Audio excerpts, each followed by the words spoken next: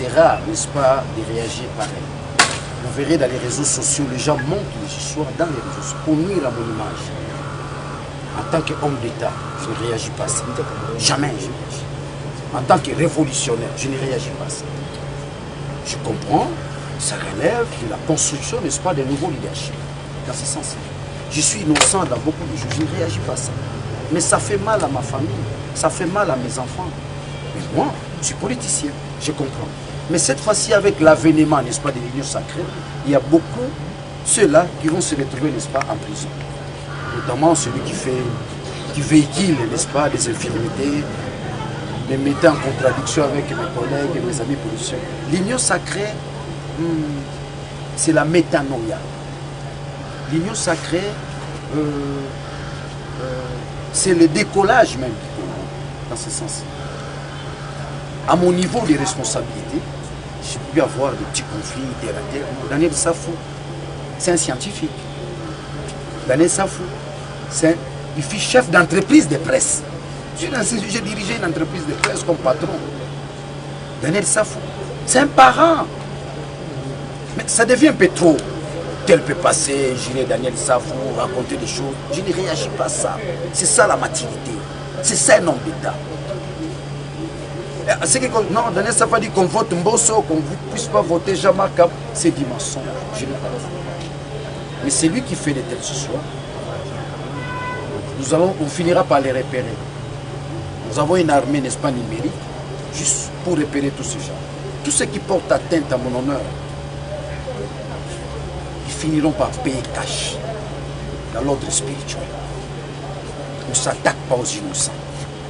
On ne s'attaque pas aux élus de Dieu. On ne s'attaque pas à ces gens. On ne s'attaque pas à celui-là qui, tout un peuple, a mis son espoir en lui. On ne s'attaque pas à une telle personne. Donc tous vous pouvez récolter malchance, malédiction, c'est sensible. Donc je demande à tous ces frères qui, avec leurs appareils, s'acharnent à moi par des injures, par des montages, c'est pas moi.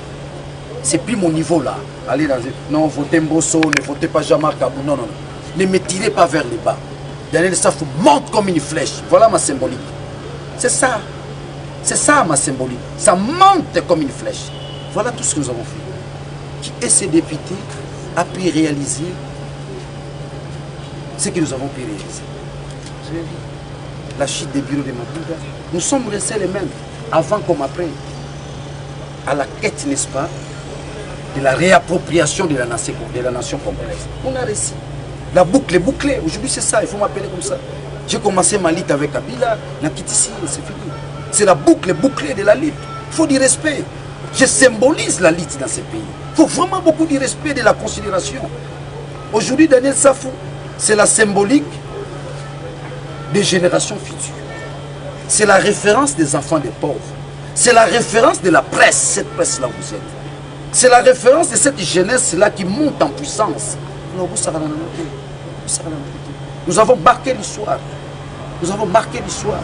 L'histoire qui peut se situer à peu près celle, n'est-ce pas, des 13 parlementaires. Jamais dans l'histoire du pays qu'on a obtenu, n'est-ce pas, la déchéance, n'est-ce pas, d'un premier ministre. C'est nous, c'est cette génération. Hein?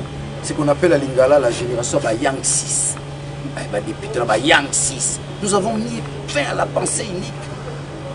Ce pays a connu la pensée unique. La dictature de Mobutu, c'était la pensée unique. Kabila, c'était la pensée unique. On parle de l'autorité morale, mais c'est la pensée unique. Nous avons mis fin à cette pensée. Nous avons donné la possibilité à quiconque, n'est-ce pas, de dégager les énergies, à la fois mystiques et spirituelles, dans l'idéal d'atteindre la réappropriation de la nation. Je n'ai aucun problème avec mon ami Jean-Marc. Je n'ai aucun problème avec Mbosso. L'élection, c'est une affaire compétitive. Mais je suis dans l'Union sacrée. Jean-Marc est dans l'Union sacrée. Mbosso est dans l'Union sacrée. Ça veut dire que je vais voter Jean-Marc. Je vais voter Mbosso. Ça saute aux yeux. Je ne voterai pas, n'est-ce pas, un ressortissant du PPRD, dans ce sens-là, au nom de la lutte, au nom de la réappropriation de la nation, au nom de la construction de la nation. Mais c'est donc que les gens cessent de raconter les choses. Ça prouve à suffisance que nous avons atteint un niveau qui attire, n'est-ce pas, la sympathie des autres. La jalousie, la haine, tout ça qu'on a été. biso ezaka Congo. Congo dietu. Congo dia Kimbangu. Congo dia Totila. Congo dia Mbumba Philippe.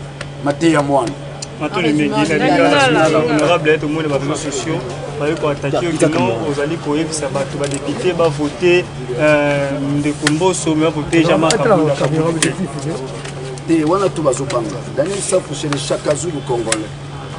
Daniel Safou c'est Fumu Kimbangu dans sa deuxième réincarnation.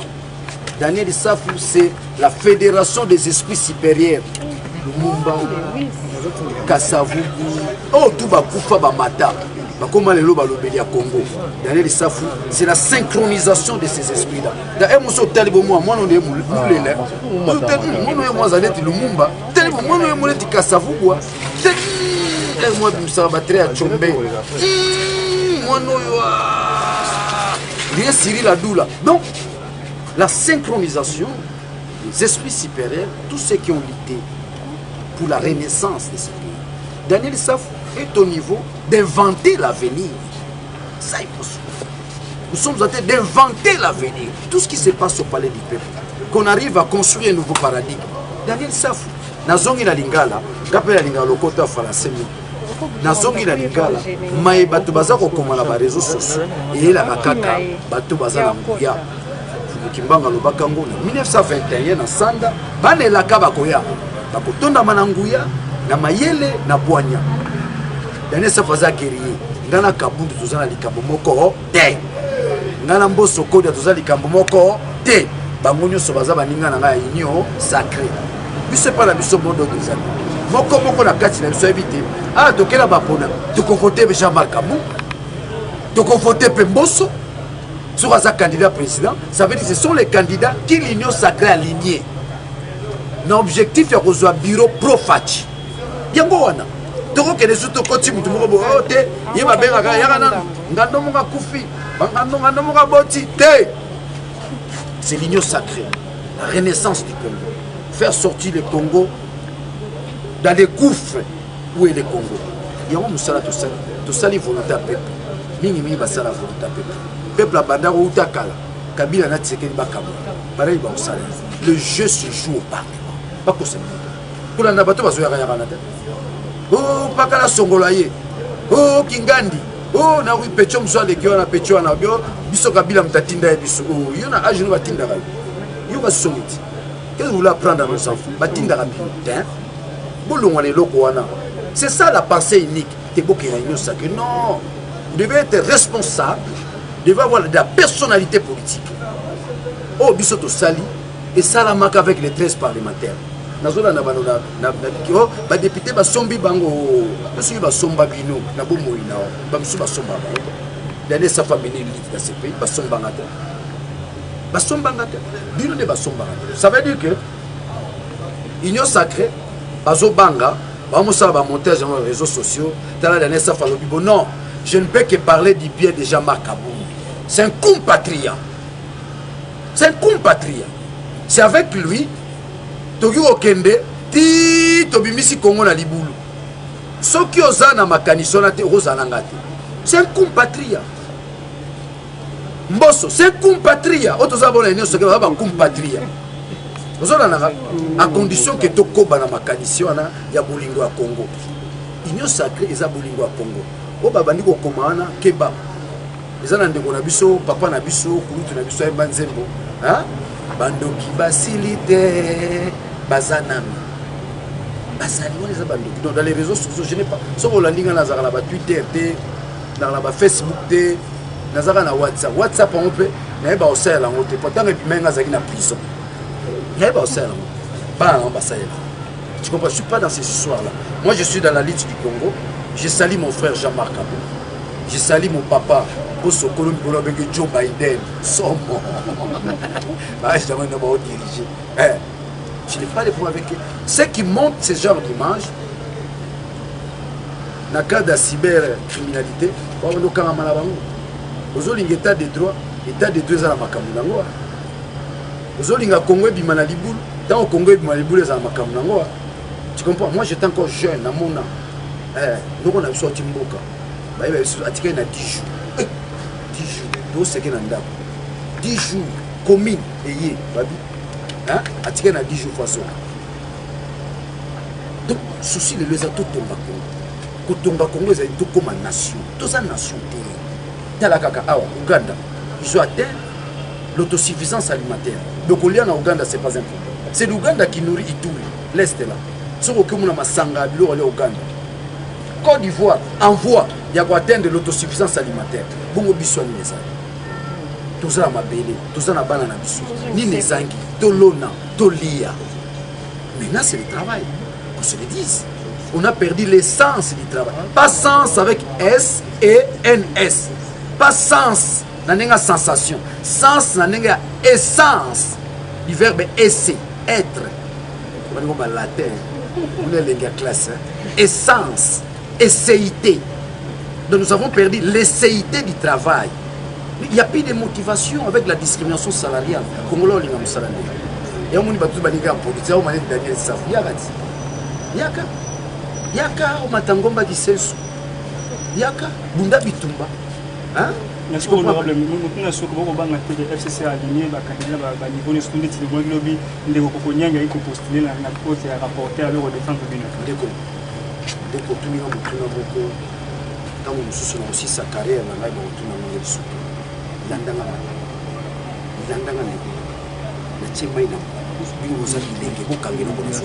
Ko banza yango muti de motemba. Pendant la tête barobi, wer ba omana fusa songs. Les paroles humaines se sont répandues dans le monde. Kanga yango. Kabila a des capacités au sein du Kamnambo. Il peut plus bouger. Il bouge, les Congolais regardent. Kabila bouge, les Congolais bougent. À cause ni na armée, ni na police, ni na administration, régime on est qui. Au bas Congo baloba rupuyo bo eke. Et que songa kate. Mikolo régime on est kozonga. Au mona ngadi hein. Tala toi ba capacité belé. Ngande kutu boko banga. Bo banga kutu dernier safu kolega Kabila. Tu comprends? Baba partenaire autour na bango pour na Congo lelo keba keba ndebe toza école de guerre ezo salama mikolo ba petio bazana ba sala ba fusil na campus petio o sala ba grenade abino moko biso to mo produit grenade made in Congo grenade oya biso buka ka ikataka ba jeune o vivre na kacho ba jeune kacho maboko grenade la ndaka ba jeune na maboko longue kozala il ne fera plus rien dans ces pays. Et Kabila et compagnie na Batouna, ils vont s'aller de 18 ans pour pouvoir. C'est un message spirituel, ésotérique, mystique. Tous au côté à l'air du verso. Basaka na mutumui de makasi. To côté la 1. Kimbanga zoko qui ça 100 ans na sama belé. O tozo banda 2021 ça la 1. Bino bongo na 2021. Menga Daniel Safou na mona ngo la 1. La 1 est à Bissau. Le Congo, je vous dis les amis, nous allons coloniser le Rwanda, nous allons coloniser l'Ouganda, nous allons coloniser l'Afrique. Nous avons la mission, la vocation d'un État puissant au monde. C'est les États-Unis d'Afrique. Le Congo sera plus que la Chine. Le Congo, le monde va bouger. Nous avons une grande mission. Car mon oxygène, Biso Congo doit 50%. Rien que nous le connaissons. Rien que nous le connaissons. Le Congo a une mission extraordinaire. Et cette mission a été révélée par Fumu Kimbangu en 1921 à Sanda. Le Congo a connu un leader qui a occasionné plusieurs pays comme indépendants. Fumu Kimbangu. Le Congo a connu un grand prophète à Sambela Moto, Mbumba Philippe. Le Congo a la richesse au Saranati. Et le Congo a une mission à Mikolokoya. Il y a une base sur Bazem, Balongola Bazem. Mikolokoya, maman a biso robot inventaire, savant. Mikolokoya. Jusqu'aux Zem, Bolongolisem, Bosomon a savant. Parce que nous entrons dans l'ère du verso. Là, je suis de la métaphysique. La métaphysique. Vous avez la capacité de comprendre, de capter le message. On a mon ibino tout besoin de piloter. On a ça la subinterview, on a mon ibino tout besoin de piloter. Le Kobo est la maïté. Donc vous avez un contact avec Ngunza. Tu comprends pas là? Il y a moyen. Vous avez un contact avec Ngunza. Dans le Congo du domaine Kitoko, on nous demande qu'une seule chose. Soyez organisés. Ça, c'est le message des esprits supérieurs. Soyez organisés. Et l'amour, développez la crainte de Dieu. Vous verrez ce que vous deviendrez demain. Yo moni bato basambela ba bakoki biso bakoyi te mutu moko te aloge akoleka na biro wana oyo azalaka na loge boye oyo aka grand maître ya limwaka makambo wana esili tokoti na siècle christique soki oza na kati ya nzambe te moyo okoka makambo ya congo eza te onga licencié onga docteur en droit te foza na diplôme afuluki mbango soki oza nango te osalaka na mboko te. Merci honorable. Merci. Voilà.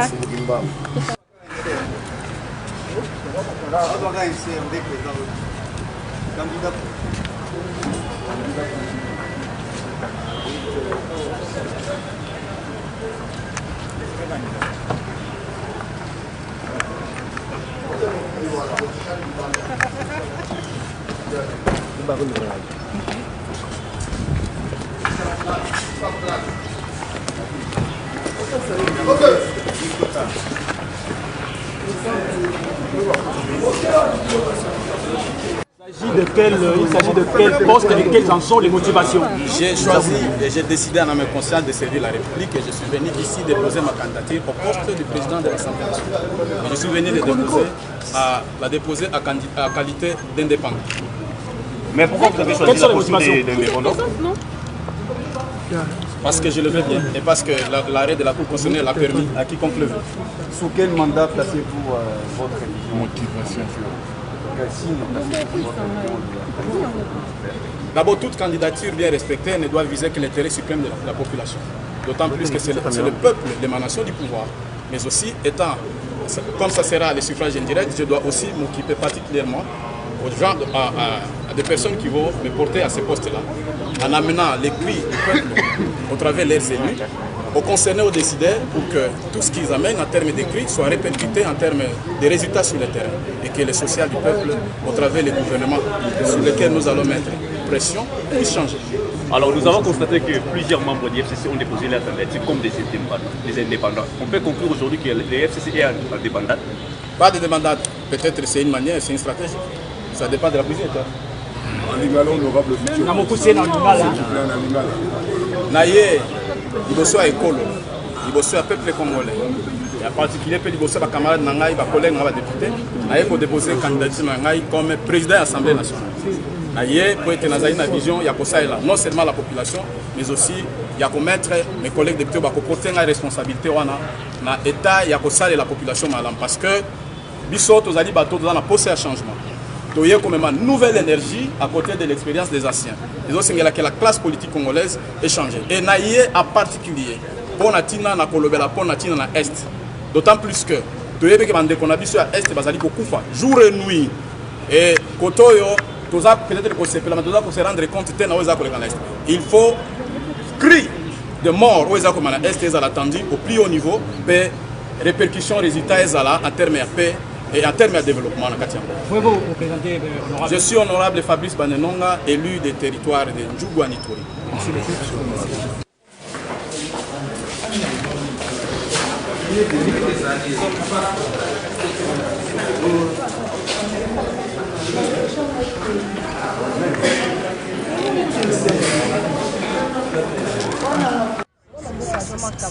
Asi adémissionna kauta mpe adémissionna kino lelo poste wana etikalaki vide kino mokolo ya lelo poste etikalaki vide lelo aza kopostule à sa propre succession eloko eza korassure ntango akopostule nde bakokotela.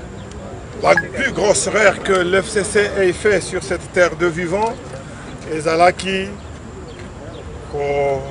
comploté contre 520 gigas que j'appelle personnellement la carte qui gagne, les jokers de cette République, les prochains Michel Debré de cette République, parce que Tshisekedi est déjà le De Gaulle de la France. Charles de Gaulle. Donc, erreur Basalaki, Yango. Revenir. Mais le miracle que Charles de Gaulle avait fait, Poison en a pouvoir à Longola, constituant, c'est-à-dire le député la chambre de représentants que vous voyez en face de nous, au Babengi Awa Namboka Labiso, palais du peuple. Charles de Gaulle à Longola qui vote, il y a 5e République. Constitution, il y a 5e République. Oh, bah, Congolais, bah, lobby, tu as adopté Yango, a été travaillé et proposé et voté par le gouvernement de